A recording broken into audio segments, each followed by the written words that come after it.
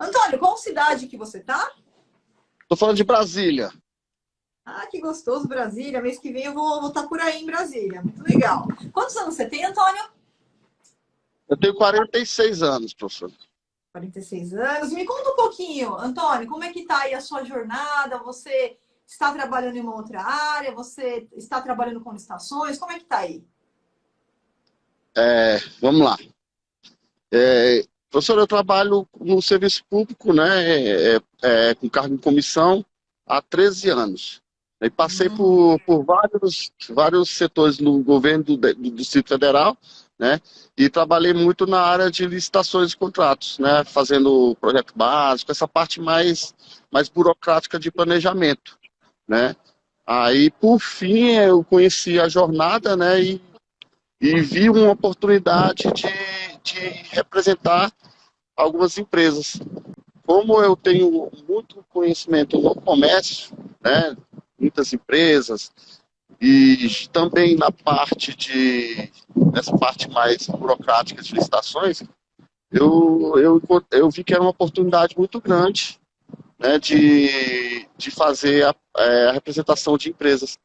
E estou muito feliz porque eu estou representando já 9 empresas, já tenho 9 empresas que eu represento, né, de vários segmentos, e já consegui fechar alguns contratos, né, tanto na área de construção civil como na área de venda de insumos. E a tendência agora é crescer, né? Estou conseguindo agora fechar com uma pessoa para trabalhar comigo, né, para me auxiliar na parte mais burocrática, para que eu possa ficar mais com a parte de consultor, com parte mesmo da disputa, né? Eu fico mais na parte de fechar as empresas, para trazer mais empresas para representar e, e colocar. Eu estou fechando com uma pessoa para já contratar uma pessoa para mexer com a parte de busca de editais, né? Cadastros no SICAF, esse tipo de coisa. excelente, Antônio. Deixa eu fazer uma pergunta. Essas 9 empresas que você já está representando, tá? Então, quer dizer, hoje você está no seu cargo aí como servidor público e concomitantemente você já está exercendo então a carreira do analista master, certo? Isso, certo. Tá. Essas 9 empresas, como que você tem combinado com elas? Você está cobrando um salário, mais uma comissão pelo êxito, valor fixo, mais comissão pelo êxito? Eu tenho uma das empresas, né, uma empresa no ramo de construção civil, que eu tenho a mensalidade, né, e os 5% no caso do êxito, né, quando eu ganho algum contrato, né. O restante, né, como são empresas menores de vendas de insumo, eu fechei com eles só no percentual, no êxito. No êxito, excelente, excelente. Conforme você vai ganhando as licitações e tendo resultado, Antônio, você conversa com essas empresas, tá? E você coloca a mensalidade para elas também. Por quê? Porque a comissão do êxito é o mais justo possível, né? Você ganha uma comissão ali pelo que você ganhou, porém, você tem que ter ali o seu custo operacional. Então, todo esse trabalho de prospecção de edital, esse trabalho de cadastramento de proposta, atualização de SICAF, tudo isso tem que ser pago também, então é totalmente justo, aqui só te dando uma dica, tá? Porque às vezes você faz a prospecção do cliente e é perfeitamente comum a gente iniciar com a comissão pelo êxito, mas conforme você vai ganhando, você vai trazer resultados, mesmo para essa empresa que é uma pequena empresa, que é uma microempresa, que é uma empresa de pequeno porte, e para ela, pagar a mensalidade não vai fazer diferença, porque você vai aumentar o faturamento da empresa e é justo, inclusive, para os seus custos operacionais. Porque você já trabalha como servidor. Além disso, você é analista master de licitação.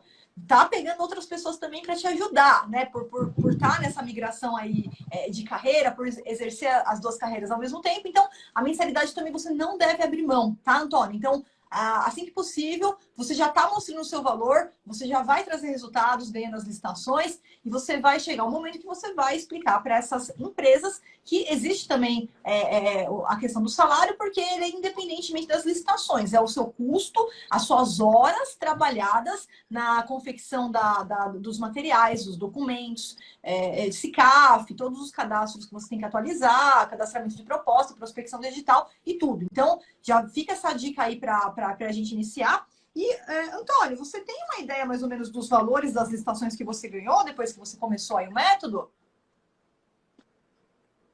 Professora, as licitações de compra de insumo, eu já ganhei várias dispensas, né? 17 Ótimo. mil, cotação eletrônica, 70 e alguma coisa.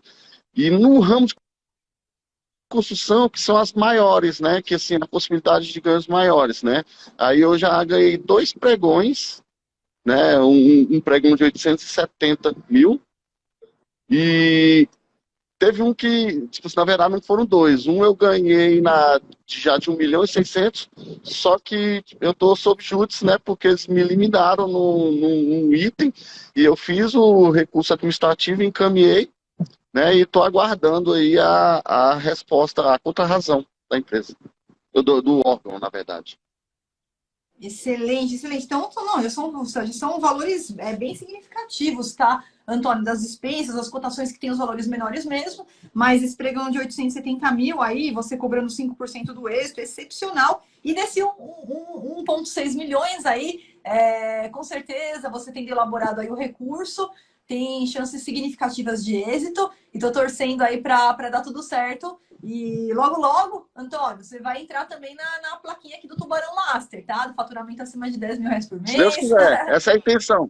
Essa é a intenção. Isso, exatamente, Antônio. Excelente, Antônio. Vamos lá, Antônio, o que eu posso te ajudar? Tem alguma dúvida, algum ponto que você quer bater um papo aqui com a gente?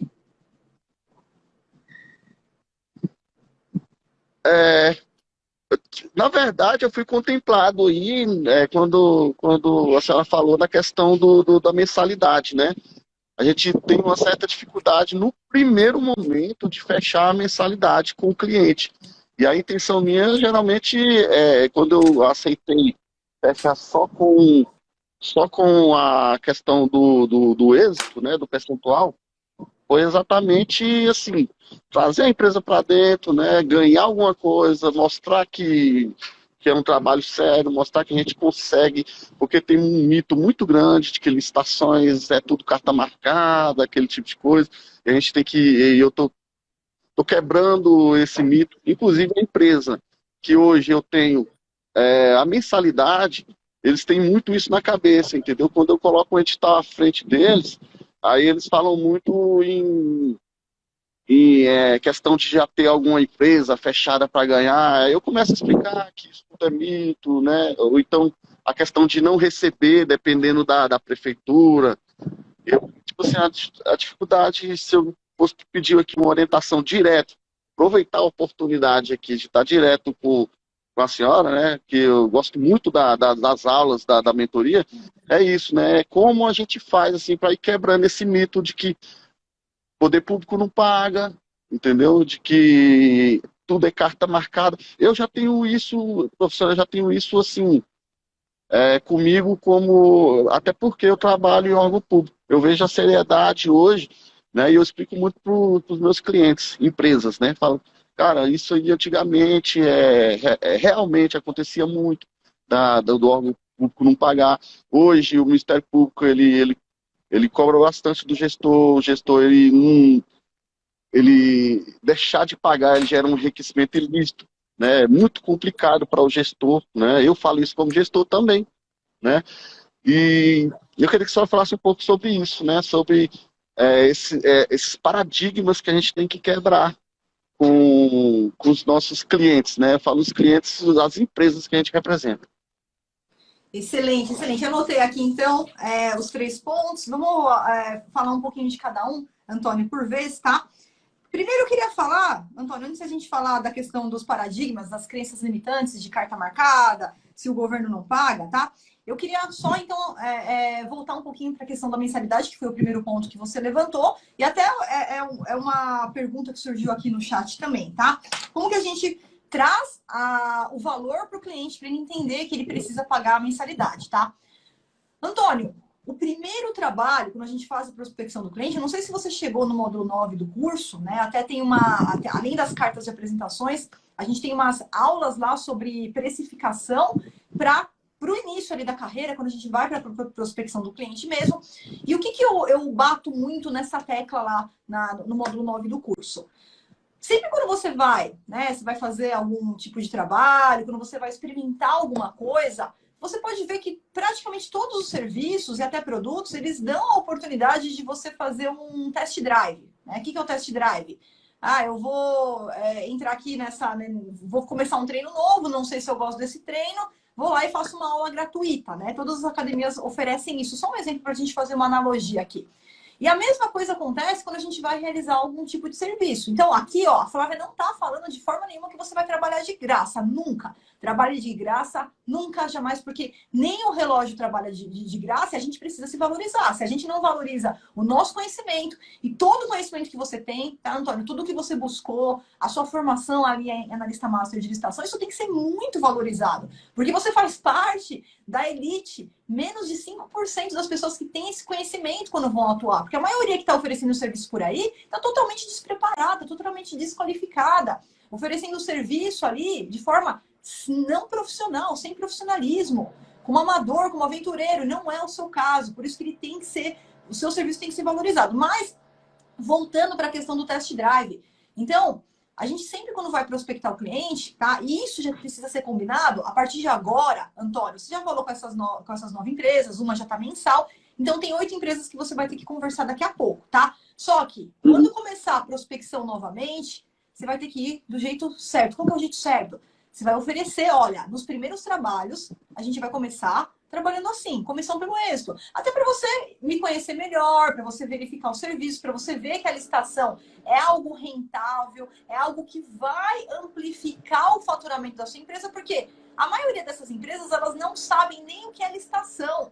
Elas vêm de um mundo onde o que elas escutam da licitação está na mídia. E a mídia pega 1 milhão de certames de licitações que foram realizadas e uma que teve ali uma carta marcada, eles vão pegar essa licitação e vão explodir, né? O efeito da Atena lá, ele pega, tem um monte de coisa boa acontecendo, ele pega lá a pessoa que foi esfaqueada pelas costas com 57 facadas e é isso que ele vai trazer, isso que arrebentar e você sai na rua achando que todo mundo vai te esfaquear. É mais ou menos assim, tá? Então a mídia pega ali aquela licitação que teve ali um equívoco, explode aquilo, e as pessoas que não têm conhecimento, elas começam a ter essa crença limitante ali a respeito da licitação. Bom, então vamos lá. Quando você for prospectar o seu cliente, primeiro passo, você vai falar, ó, vamos começar a trabalhar esse primeiro mês, tá? Que seja, porque a gente sabe que tem um período ali entre a prospecção do cliente, a prospecção dos editais, entre a confecção da documentação, inserir essa empresa para dentro das licitações, esse passo a passo. A gente coloca ali uns 30 dias para a gente fazer essa organização e já começar a prospectar os editais que a gente vai participar.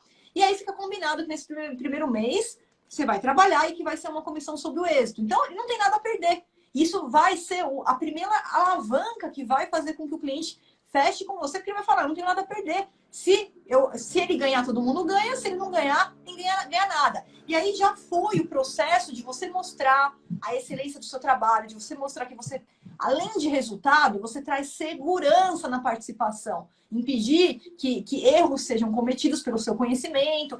E aí a empresa vai pegando confiança em você, mas você já deixa isso claro desde o primeiro contato, Antônio. Olha, a partir do segundo mês, aí a gente vai entrar nesse plano aqui, que é uma mensalidade mais a comissão pelo êxito. Por quê? Porque, meu amigo, a mensalidade, ela praticamente é absorvida na primeira dispensa, na primeira cotação que você ganhar. Mesmo que o valor seja um valor ali menor, o cliente ele acaba passando os custos com o analista master que ele tem para o órgão público, porque ele acaba embutindo isso no valor da proposta.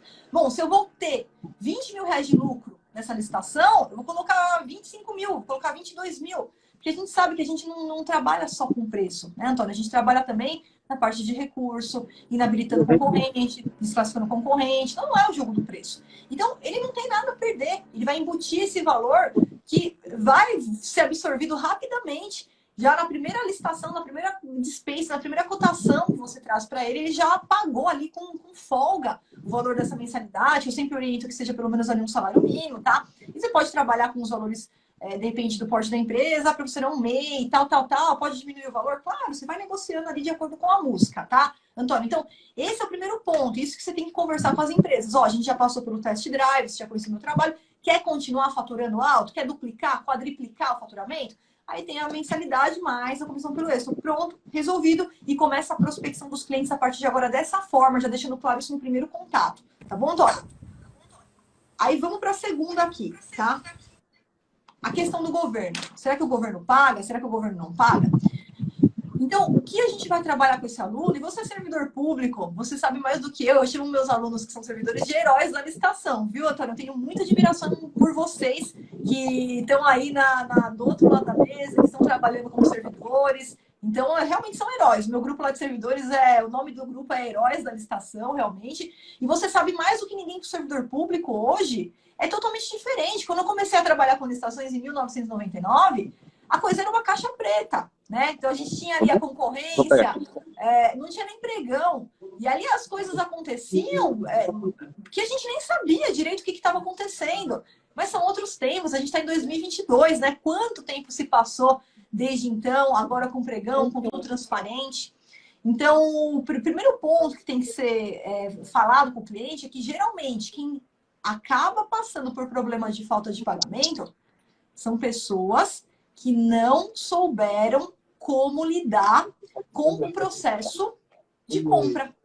Pessoas que não sabem como tratar uma nota de empenho, não sabem como tratar ali um contrato administrativo, tá? Então, qual que é o primeiro erro que eu vejo? Olha, Antônio, as pessoas vão sem conhecimento trabalhar e aceitam realizar o serviço ou entregar o produto sem empenho. Eu acabei de entrar aqui na plataforma do curso, tenho uma dúvida exatamente assim. Olha, prospectei um cliente e ele realizou todo o serviço, mas não tinha empenho. Poxa, meu amigo. Então é a mesma coisa que você, né? É isso que vai garantir que o pagamento, que o dinheiro está lá, que foi reservado. É isso que a gente vai utilizar se a gente precisar entrar aí com qualquer tipo de medida. Tá? Então o primeiro passo é esse erro da forma pela qual a pessoa vai tratar a questão do pagamento. A pessoa não sabe lidar com a nota de empenho, não pede a nota de empenho, a nota de empenho vem sem assinatura. Então, esse é o primeiro erro que vai acabar caracterizando um problema lá na frente que a gente vai ter na questão de pagamento, tá? E eu acho que o Antônio caiu. O Antônio caiu. Bom, vamos lá. Eu vou continuar aqui respondendo as perguntas dele aqui, tá, pessoal? Então, a questão do pagamento, ela está muito conectada à falta da compreensão, falta de conhecimento em lidar, tá bom? Com a forma pela qual o governo paga, que é totalmente diferente da forma pela qual as empresas privadas, né, atuam, trabalham. Então, você tem que exigir a nota de empenho, tem que ver se a nota de empenho está com assinatura.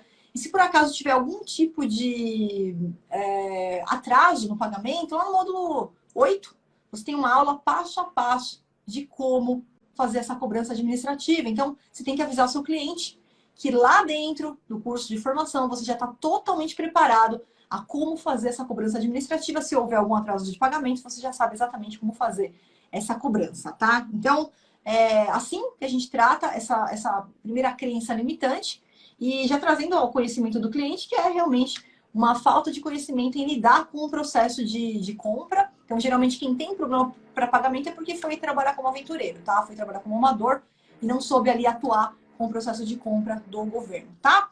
Bom, pessoal, é isso aí. O Antônio caiu, então eu vou deixar aqui um beijo para vocês. Obrigada, Elisa, aí pela sua mensagem, tô vendo aqui.